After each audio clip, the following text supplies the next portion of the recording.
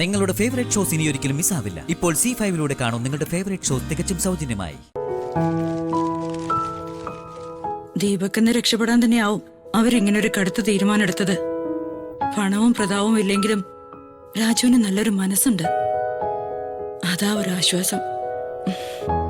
എന്തായാലും അവരൊക്കെ കൂടെ വന്ന് പൂജയ്ക്ക് ക്ഷണിച്ചതല്ലേ, പോയേക്കാം.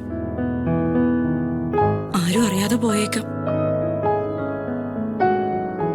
രാജുവും ഋതുമോളും ഒക്കെ ചെയ്തത് തെറ്റ് തന്നെയാ. എന്നുവെച്ച് അവരങ്ങനെ അങ്ങ് തള്ളിക്കളയാൻ പറ്റില്ല.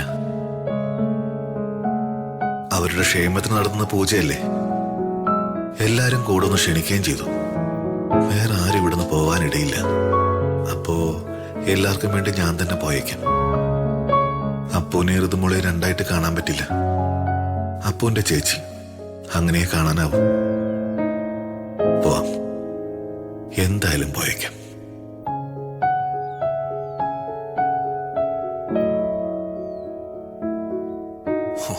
അമ്മയ്ക്ക് വേറെ പണിയൊന്നുമില്ലേ? പൂജ പോലും നമുക്കിട്ട് ഇത്രയും വലിയ പണി തന്നവരാ അവര്. എന്നിട്ട് അവരുടെ പൂജയ്ക്ക് പോവാനോ? എടാ, അവൾ ഇവിടുന്ന് പോയെന്ന് വെച്ചേ നമ്മുടെ വഴിയിന്ന് പൂർണ്ണമായി ഒഴുകിയൊന്നുമില്ല. പ്രതാപൻ എത്ര കണ്ട് കോപിച്ചാലും ഏത് വഴിക്ക് അകറ്റി നിർത്തിയാലും അവളും മാത്രമാ പ്രതാപന്റെ അവകാശി. പ്രതാപൻ അവളെ പടിയടച്ച് പിണ്ടം വെക്കുന്നത് വരെ നമ്മുടെ ജോലി അവസാനിക്കുന്നില്ല. അതിനുള്ള വഴികളെ നമ്മൾ പുതുതായി ഇട്ടുകൊണ്ടേയിരിക്കണം. അവിടുത്തെ പൂജയ്ക്ക് പോകുന്നതേ അനുഗ്രഹിക്കാനൊന്നും അല്ല, അവിടുത്തെ കാര്യങ്ങൾ എങ്ങനെയാണെന്ന് അറിയാനാ. അതനുസരിച്ചിട്ട് വേണം ബാക്കി പണി കൊടുക്കാൻ.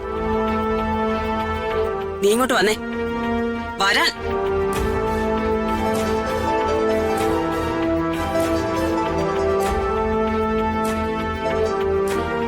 ഹലോ സർ, ഞാൻ കേരള കൾച്ചറൽ സൊസൈറ്റിയുടെ പ്രസിഡന്റാണ്.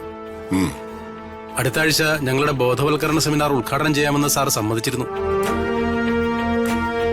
തീയതിയും സമയവും സാർ പറയാമെന്ന് പറഞ്ഞിരുന്നു. പക്ഷെ ഇതുവരെ ഒരു ഇൻഫർമേഷൻ ഇല്ല.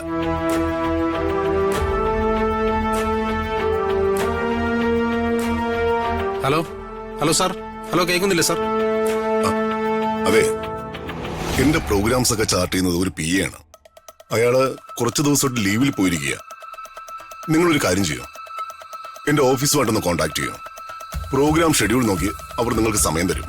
ഓക്കെ, ശരി സാർ, ശരി, താങ്ക് യു.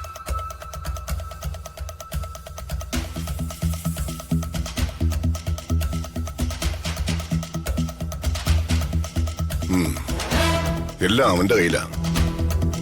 ഇതൊക്കെ അവൻ ചെയ്യേണ്ട കാര്യങ്ങളാ. ആ രാജു ഇനി ഇതൊക്കെ ഓഫീസിൽ വിളിച്ച് അന്വേഷിക്കണം. പ്രതാപം വിഷമിക്കണ്ട. ആ രാജു ചെയ്തിരുന്ന കാര്യങ്ങളൊക്കെ ഇനി ദീപക് ചെയ്തോളൂ.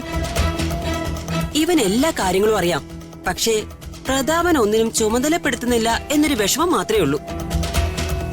ചെറിയ ചെറിയ കാര്യങ്ങളല്ല അവൻ കൈകാര്യം ചെയ്തിരുന്നത്, വലിയ കാര്യങ്ങളാ. ശ്രദ്ധയോടെ ചെയ്യേണ്ട കാര്യങ്ങൾ. ശ്രദ്ധ പാളിയാൽ വലിയ പരാജയങ്ങളാവും സംഭവിക്കുക. അയ്യോ, ദീപകിന് ശ്രദ്ധയില്ലാന്ന് പ്രതാപന് തോന്നുന്നതാ. നീ ചുമതലകളൊക്കെ കൊടുത്തു നോക്ക്, അപ്പ അറിയാലോ. ഡൗൺലോഡ് ചെയ്യൂ C5 ആപ്പ്. കാണൂ എല്ലാ എപ്പിസോഡുകളും സൗജന്യമായി.